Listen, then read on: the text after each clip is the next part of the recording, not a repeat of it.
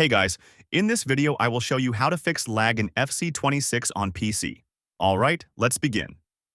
First, open FC26 and from the main menu click the gear icon. Go to Settings, then Game Settings, and move to the Display tab. Here, set the frame rate limit. Try values like Unlimited, 144, or 60, and choose what feels smooth. Scroll down and set cutscene performance to full frame rate. Next, open graphics settings and set them to auto so the game can balance performance based on your GPU. Apply the changes. After that, update your graphics drivers from NVIDIA, AMD, or Intel official websites. Then open Control Panel from the bottom right, and right-click on Energy Saver, then select Go to Settings. Once inside, settings ensure both options are on best performance. So that's basically how you can fix lag in FC26 on PC. And that's it for this video.